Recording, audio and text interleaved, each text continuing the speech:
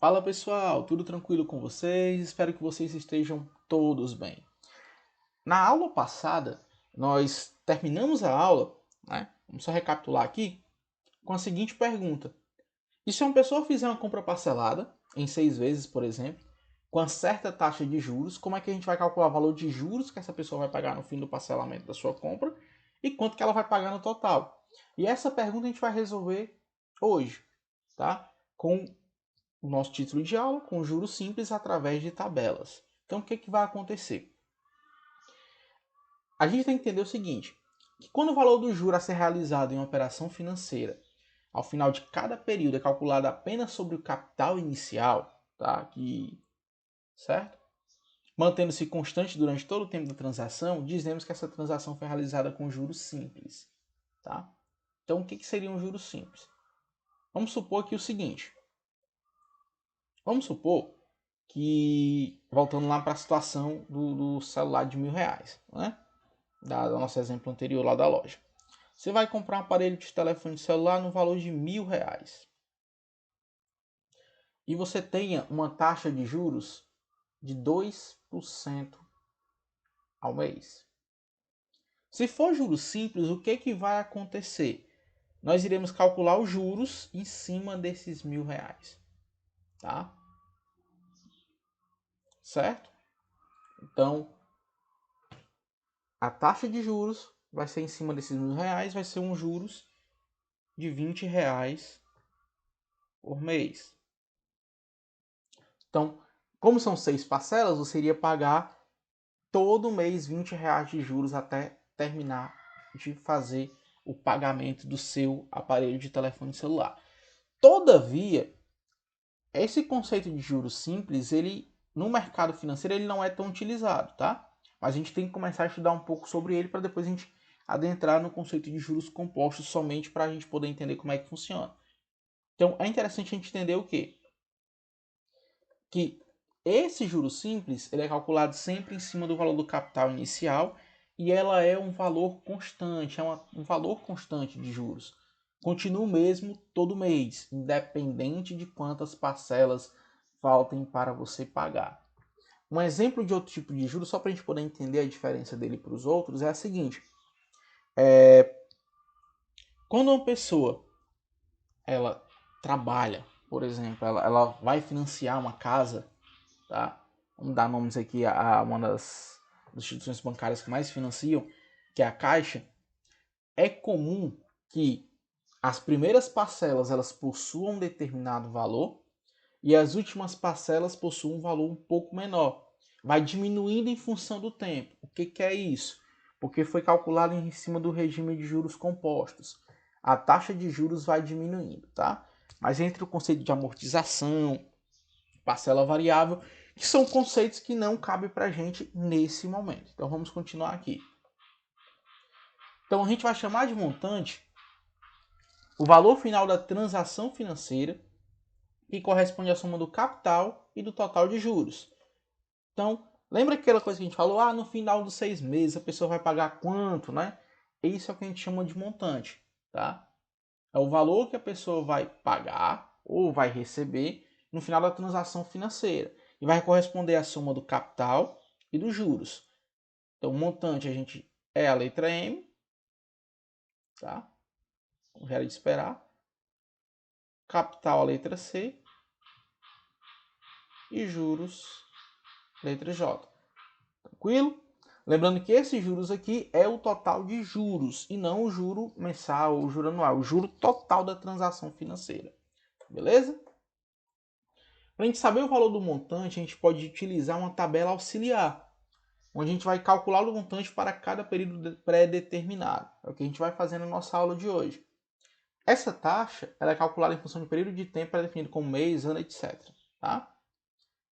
Então, o que vai acontecer? Vamos aqui para a hora do exercício. Como é que vai acontecer isso? Vamos calcular o montante usando uma tabela auxiliar se a gente tiver as seguintes condições. Primeira condição, a gente tem um capital de R$ 200 a uma taxa de juros de 10% ao mês por um período de 6 meses. Primeiro passo, a gente tem que calcular o valor dos juros mensais. Lembrando que a gente está falando de juros simples, então essa taxa de juros ela vai continuar a mesma. Então é 10% vezes R$200. Cancelam esses zeros. 10 vezes 2. A nossa taxa de juros é R$20. Lembrando que esse juros ele é constante, tá? Vai ser o mesmo todo mês. Como a gente vai ter 6 meses, todo mês vai ser pago, vai ser efetuado um acréscimo de R$20 de juros. Então, como é que a gente vai criar a nossa tabela? Simples, a gente vai criar uma tabela com o valor atual, juros e montante. Esse valor atual é o valor que você tem naquele mês. Então, no primeiro mês, R$200. Juros são 20. Montante você vai somar os dois. 200 mais 20, 220.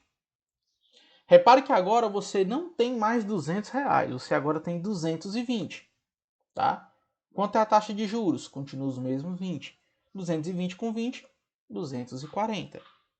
Próximo valor atual não é mais o montante, não é mais 220, agora é 240. Repare que a gente está percebendo o quê? Para cada mês que está acontecendo, aqui é o primeiro mês, segundo mês, terceiro mês, quarto mês, quinto mês e sexto mês. Para cada mês que está passando, a gente está tendo uma variação no valor do montante, que é justamente o montante anterior com os juros que foi aplicado naquele mês. Então, 240 mais 20, 260. No quarto mês, o montante é de 260, que é o nosso valor atual. Mais 20, 280. Próximo mês, 280. Mais 20, 300. Próximo mês, 300. Mais 20, 320. E esse 320 é justamente o montante que a pessoa irá pagar ao fim de 6 meses. Tá bom? Tranquilo? Aí você pergunta lá se quanto foi os juros que a pessoa pagou. Fácil. Montante, capital, mais juros. Montante total foi 320. Capital foi 200. Então quanto é que foi os juros? 320 menos 200. Juros é R$120. Esse foi o valor de juros que a pessoa pagou ao fim de 6 meses. Tranquilo?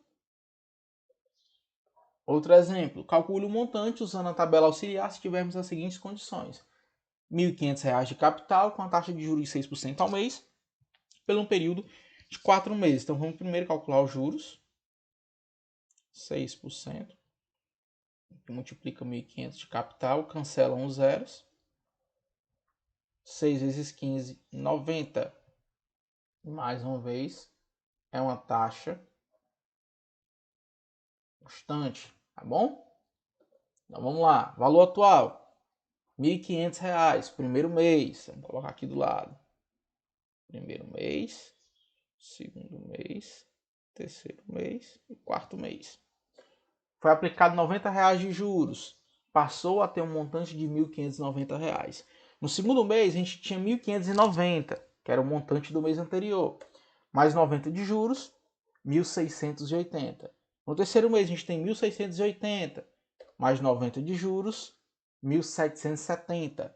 No quarto mês a gente tem 1.770, mais 90 de juros, um montante de 1.860.